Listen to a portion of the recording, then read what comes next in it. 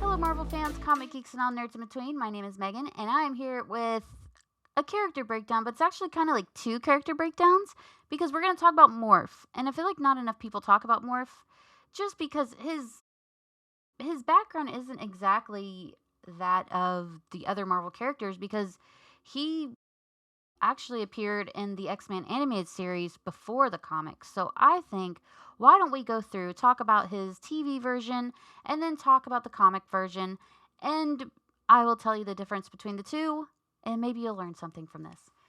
Now, before I get started, I know Morph is non-binary and goes by they, them in X-Men 97, but in the comics, Kevin Sidney, aka Morph, uses he, him pronouns. So don't assume I didn't take this into consideration. I'm all for the hers, hims, theys, and thems. So when we discuss the TV version, they, them. Comic version, he, him. So, the TV version of Morph first.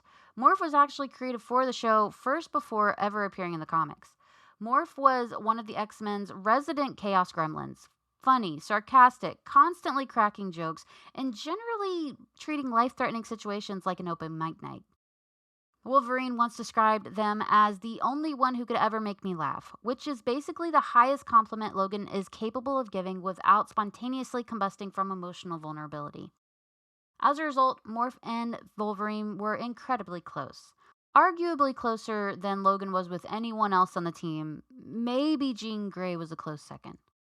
Unfortunately, Morph's career as the team's comic relief hit a major speed bump during the X-Men's first encounter with the Sentinels.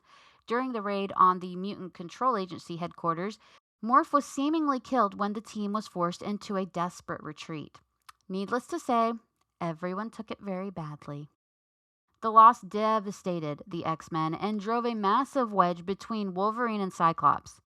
Scott had been forced to make the brutal call to leave Morph and Beast behind during the retreat, and Logan was not exactly in a forgiving mood after. If looks could kill, Cyclops would have needed a second funeral. But because this is comic book adjacent X-Men storytelling, dead turned out to be more of a temporary inconvenience. Morph eventually resurfaced as an agent of Mr. Sinister, carrying a mountain of resentment toward the X-Men for leaving them behind. Under Sinister's influence, they became a walking revenge tour. First, Morph disguised himself as a priest and performed a fake wedding ceremony for Cyclops and Jean Grey, because apparently identity theft and emotional terrorism were now on the menu. The happy couple was then lured to a remote island for their honeymoon, where Sinister and the Nasty Boys were waiting to ambush them, as, normal honeymoon activities. At the same time, Morph was busy causing problems everywhere else.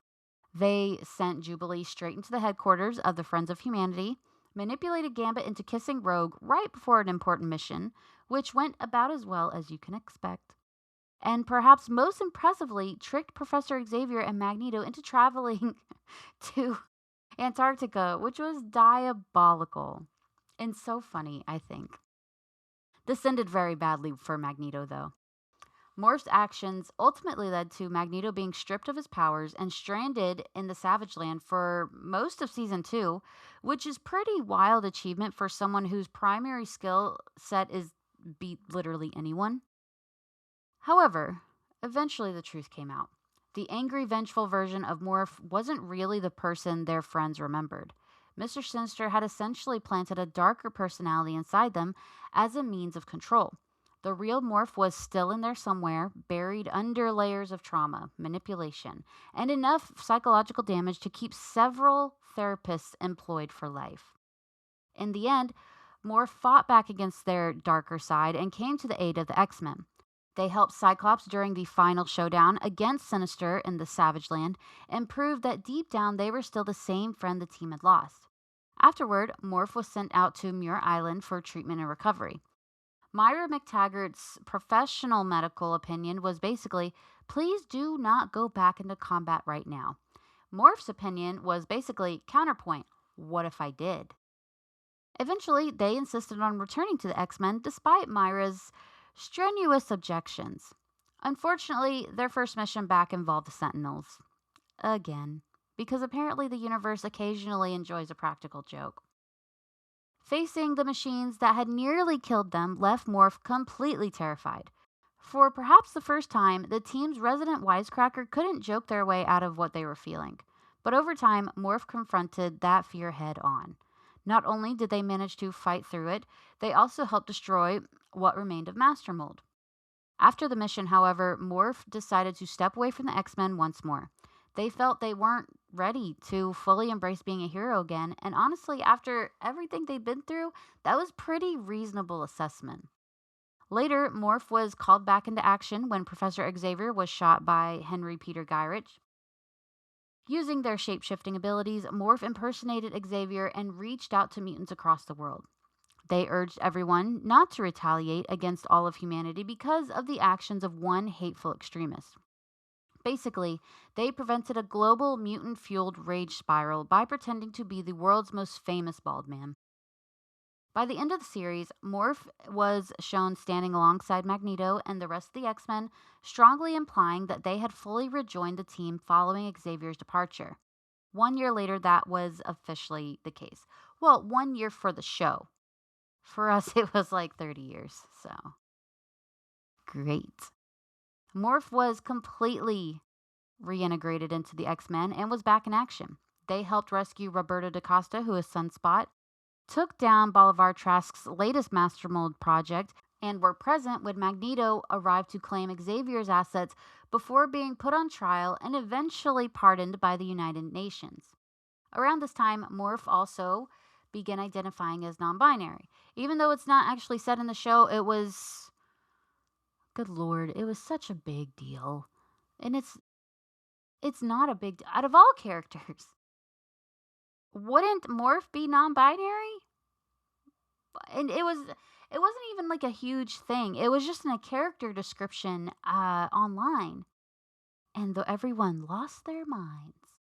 You guys are bananas for that also. Like, I'll never forget that. That was insane. It's never said in the show. Morph is referred to as they by Rogue, though, which I thought was really nice. They altered their default appearance using their shape-shifting powers, adopting the now iconic chalk white featureless face that many fans recognize from later in the comics. It was a fitting evolution for someone whose entire life had been defined by transformation. After all, most people spend their whole lives figuring out who they are. Morph had to figure it out while being dead, brainwashed, impersonating priests, traumatizing supervillains, saving the world, and occasionally turning into other people for fun. Personally, I think they handled it pretty well. I would also like to add that Morph in the show was a last-minute add to the show.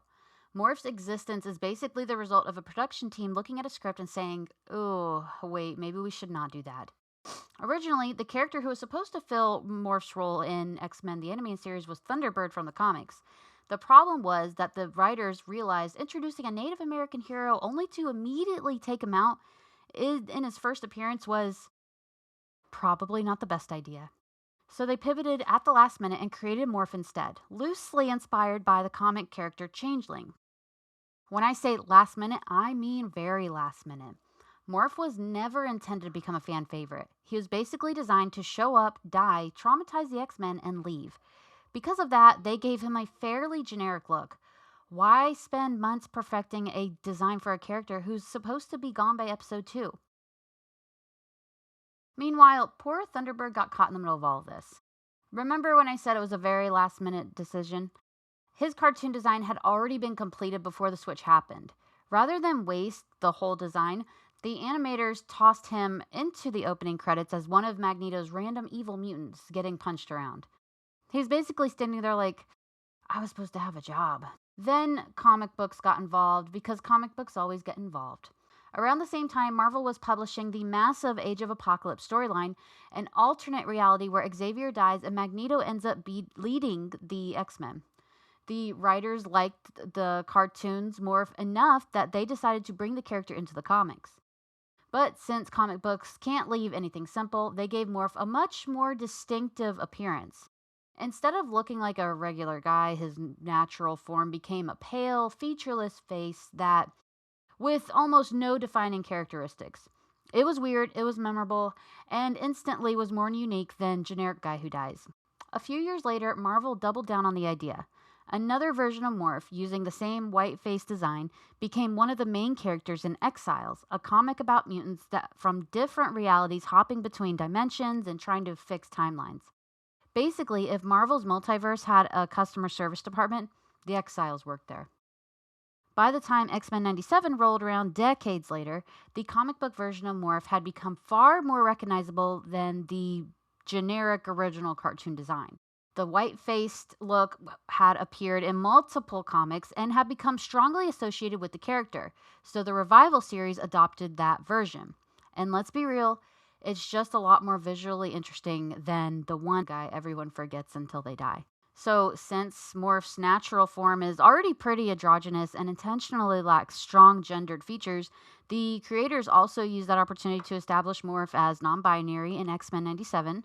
It fit naturally with the character's shape shifting abilities and more gender neutral design that had been around in the comics for years. Adding another layer of coincidence, Morph's current voice actor also identifies as non binary. Whether the casting happened before or after the decision to make it known that Morph is non-binary hasn't been made entirely clear, but it ended up working pretty well, and JP Carliak is a natural fit for Morph.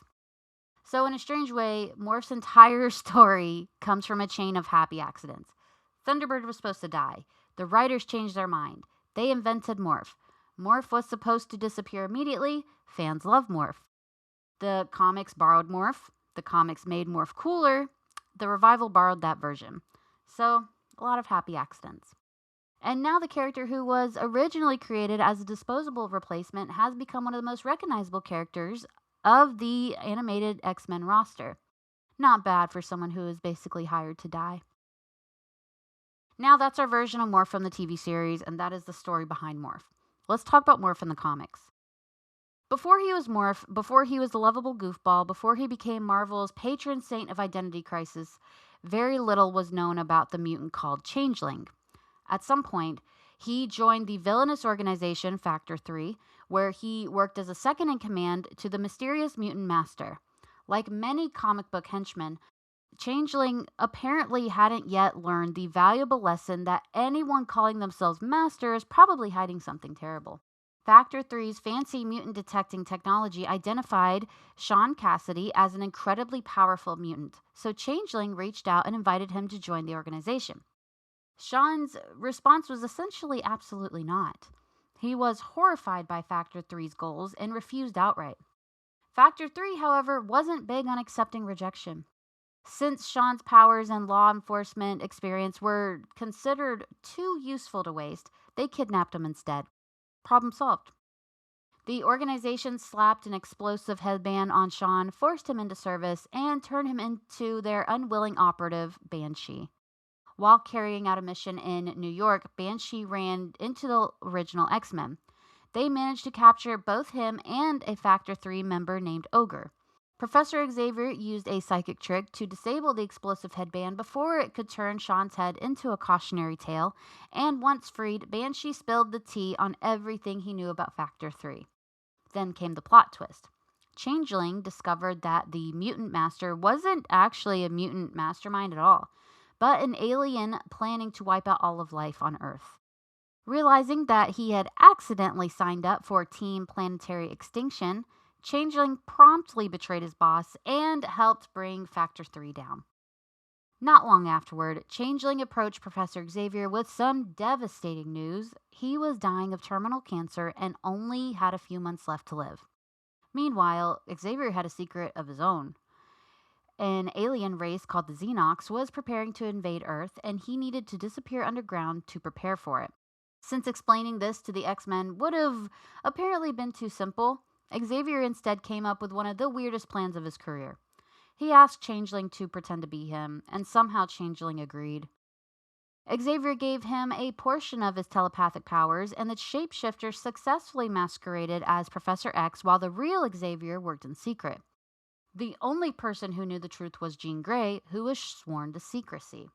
Then things got tragic. And weird. While posing as Xavier, Changeling was killed battling the alien Grotesque. The X-Men mourned what they believed was the death of their mentor and buried Changeling while he was still wearing Xavier's face. Imagine having your own funeral because you died and everyone thinks you're someone else and is mourning someone else and no one mourned you. The truth didn't come out until much later, during the fight against the Xenox, when the X-Men learned that the person who had died wasn't Xavier at all. It had been Changeling, making the ultimate sacrifice. Years later, because comic books never let anyone stay dead, the voodoo master, Black Talon, resurrected Changeling as a zombie. Talon grouped him with a bunch of undead mutants called the Exhumed and sent them to fight She-Hulk. Even as a zombie, Changeling still had standards. Rather than blindly obey Black Talon, he resisted the mind control and refused to let his heroic sacrifice be turned into a punchline. In one of the strangest moments of his career, he transformed into Elvis Presley to distract She-Hulk at a critical moment. Yes, Zombies Elvis was somehow part of the plan. Black Talon was very unimpressed by this display of independent thinking and sent Changeling right back to the grave. Eventually, the mutant nation of Krakoa resurrected him properly through the resurrection protocols. Unfortunately, death, resurrection, and the decades of complicated history left him with a serious identity problem. Part of him was still Changeling, the darker, more cynical former terrorist. The other part was Morph, the lighter, funnier, wisecracking personality most people know today. Instead of choosing one, his brain basically said, why not both? After Krakoa fell, Morph wandered the world, bouncing between personalities. Some days he acted like a hero helping people. Other days he drifted back towards supervillain behavior. It was less finding yourself and more arguing with yourself. Things came to a head when Morph showed up at the United States disguised as a guard at Fort Knox. Under the influence of his changeling persona, he infiltrated the facility and started broadcasting plans online about funding mutant terrorism, exposing prison systems, and proving mutant superiority. As public relations strategies go, it needed work. Banshee and his X-Men tracked him down and confronted him. During the fight, Morph's lighter personality resurfaced, and Sean cautiously decided not to throw him into a cell immediately. Instead, he brought Morph back to Cassidy Keep in Ireland. There, Morph began bonding with Husk, Skin, and Gateway while trying to figure out which version of himself was actually in charge. The peace didn't last long.